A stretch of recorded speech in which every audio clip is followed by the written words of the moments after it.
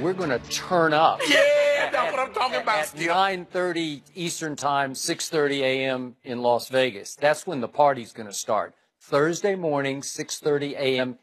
Pacific Time in Las Vegas. Nah, I ride Wednesday with my solo cup. I'll turn it up Wednesday night. Oh, as long as you make it there in the morning. Oh, I'll be there.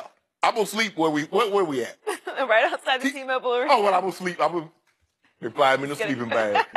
Just wake me up, Skip. Let me know what time we're going on. That's a good idea. Vegas is taking down some of the best of us. But we're excited.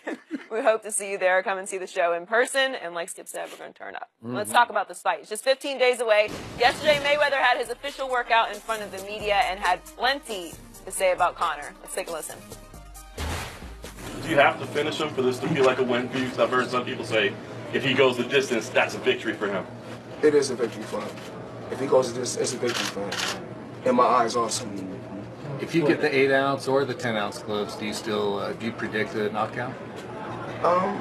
If he's going, I'm saying that he believes that it's not going to go past 4, and I believe that it's not going to go the distance at all. So he feels one way, I feel another way. We're both confident in our skills, and we'll just have to see. When you met in London at all, in the hangar area, did you talk to him? No, when I see him in New York, they showed him in New York. I let him know, like, straight up. I'm letting everybody know what I said. I said, what's up, little dude? And whoever knows, I said, what's up, little dude? He was with all his guys.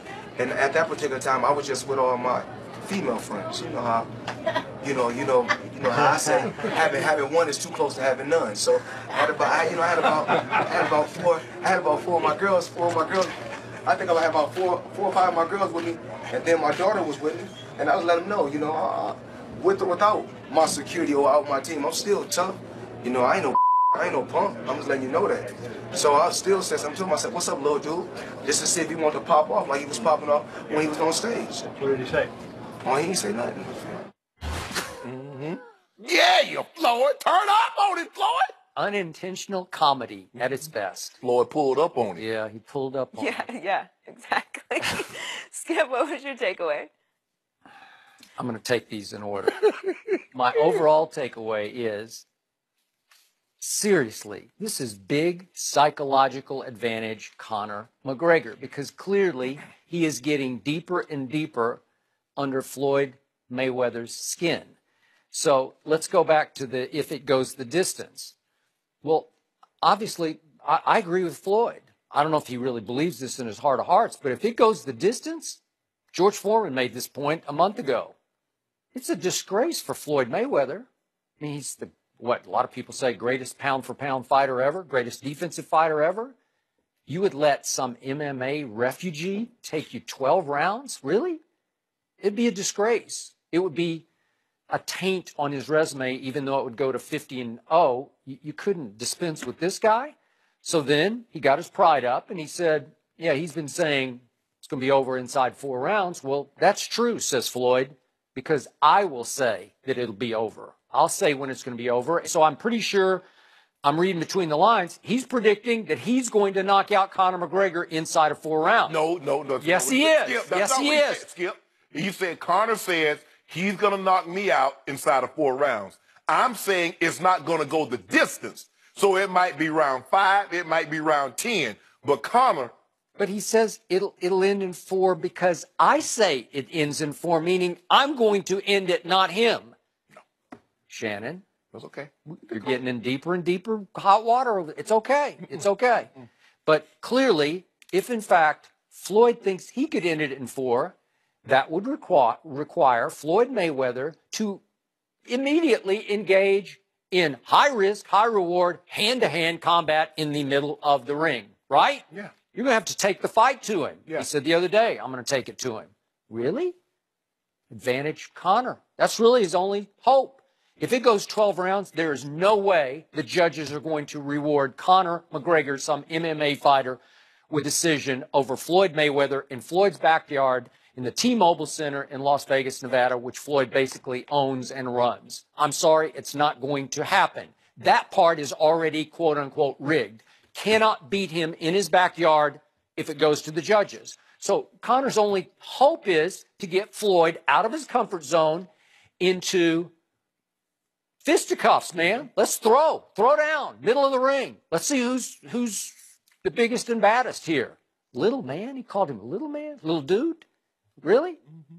So, to me, Conor McGregor's already winning the fight psychologically because he's getting him to think about engaging. Now, I don't know if it's just, sort of spy versus spy here, if it's just some strategic psychological warfare on Floyd's part, if he's trying to plant seeds that I'm going to come after you when he's really just going to run, duck and run, which is all he's ever done his whole career. Last knockout, I point out, 1999. Don't worry about all that. Yeah. When was his last loss? He never lost, Oh. and I'm not sure who he ever fought in their prime. Somebody who was really dangerous. I thought it was going to be Manny Pacquiao, but of course he had torn his rotator cuff 3 weeks before that fight. So beat De La Hoya. That was a shell of De La Hoya. Come on, that was the end of him. Shane Mosley. Old. How old was Shane at that point? Chop Like Corley. 30, wasn't he 36? John Bay Mitchell. Oh, Arturo please. Gotti. Oh, please. They were all at the end of the line. He caught him on the way down. What you want Floyd to be, 60? That's fine. I got it. So now Conor is catching Floyd on the way down at 40, which brings me to this weird story that Floyd told about how Conor so got under his skin. Remember, this is Floyd Mayweather. This is a guy who's 49-0. This is the greatest defensive fighter ever, who's been around for a long, long time.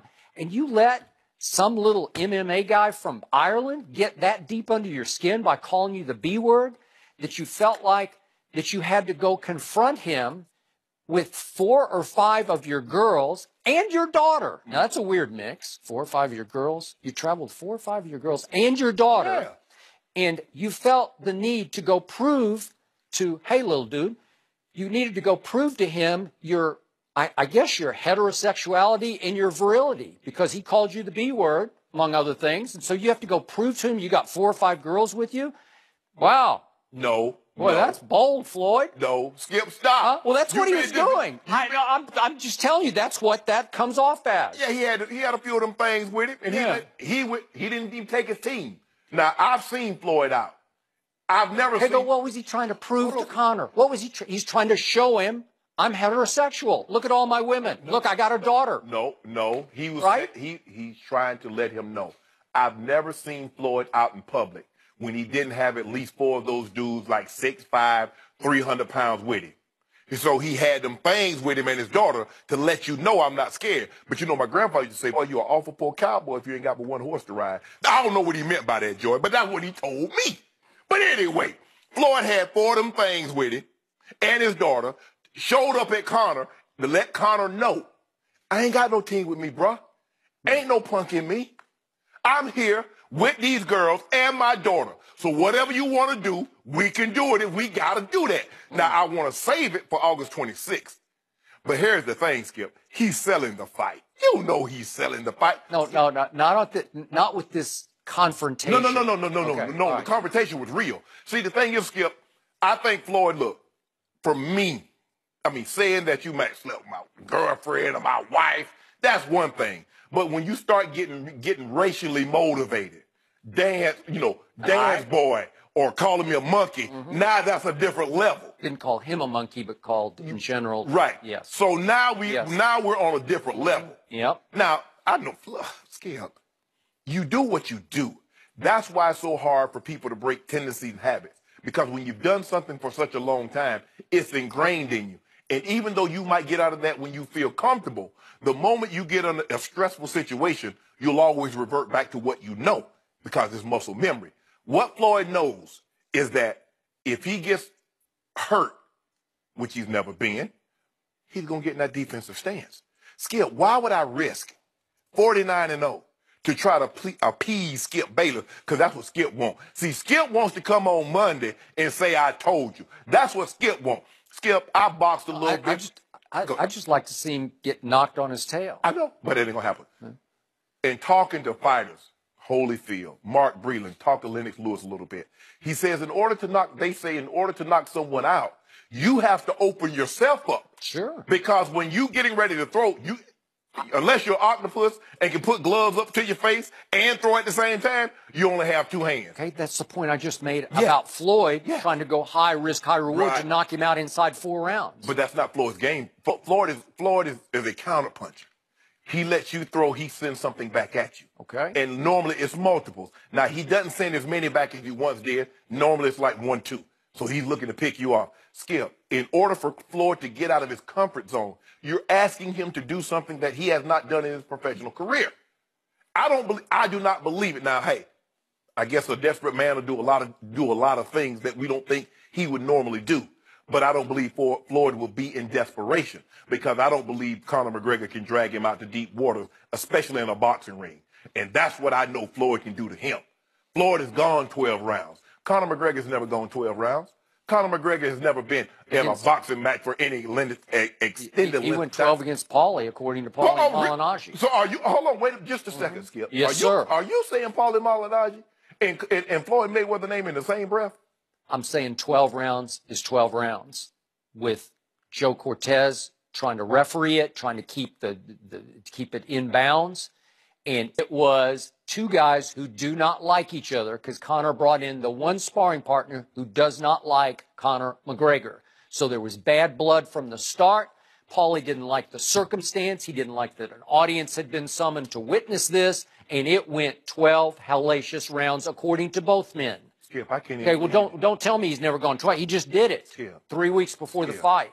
I can't believe you that you would fix your mouth, part your lips, and let come out Paulie Malignaggi and Floyd Mayweather in a sparring Paulie session. Malignaggi is a 2-weight world champion. A 5-time, I got it, but you just said he's never gone 12 rounds. He just did. So hold on. Against a real live boxer who hates his guts. I just want to make sure, just for my clarification. So you're basically saying practice and game is the same thing? No, I'm not. You just said he's never gone 12 rounds. That's about as close as you can get. I think it was a real 12-round fight. No. And I underlined fight. They were fighting. Because here's the thing, Skip, when you practice is one thing.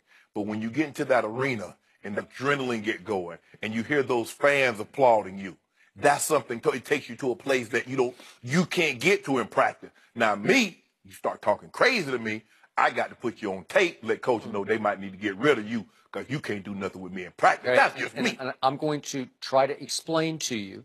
I did go to the second Nate Diaz-Conor McGregor fight, and I was in the second row.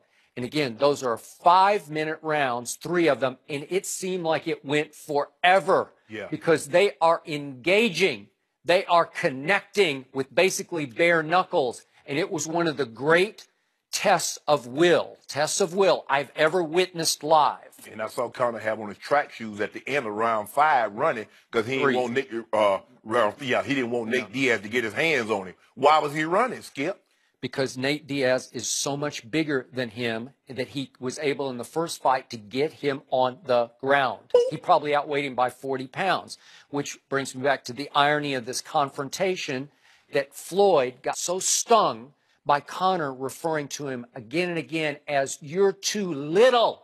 Little head, little torso, little legs. He really drove into little legs. Don't worry yelling about it. to his father, "Hey, Pops, he's too little. He's too little." So Floyd had to turn it around on Conor, who is much bigger than Floyd, and say, "Hey, little dude, doesn't work, Floyd. It doesn't work. It's not going to put him in his place." No, what happened was Floyd pulled up on him when he didn't have his bodyguard. Because you remember when Floyd, the Decepticons surrounded him in Brooklyn, and you're like, what's going on, Floyd? That was about to happen. It was either that night or the next. It was probably that night. It had to be. So Floyd pulled up on him without them to let him know. Oh, boy, I'll bet Conor was scared. And by the way, I'm not buying Floyd's interpretation of what Conor said. He ain't say nothing. I'll bet he said a whole lot right back in Floyd. But here's the thing, Skip. In professional sports, there are no moral victories. Either you win or you lose. Whether it goes 12 rounds or however the fight ends, there's going to be a winner and there's going to be a loser. That's not what Mayweather said. And once the fight's Skip, Floyd is trying to sell this. Put it like this here. Once you press yes to $89.99 or $99.99, guess what, Skip? You can flip the channel. You can do whatever you want to. Pay-per-view is not giving you that money back. So he's just trying to, he got you, he got Skip Bayless. But see, the thing is with me, I already know what's going to happen. I just want to see him just pick him apart. I don't want him to knock him out inside of 5 rounds because that's a coward's way out. Oh, I want him to punish coward's him. way out. I don't want him to go to sleep on the Oh, job. Lord have mercy. If I can't wait for if you go to a job and you working 8 hours, you go to sleep in 5 hours, you cheating. You sleeping on the job. Get him all 12, Floyd. All 12. Lump him up. You have no idea. I got a lot of ideas. We got to move on. Next up, Mitchell Trubisky and Deshaun Kaiser both impressed in their rookie debuts last night.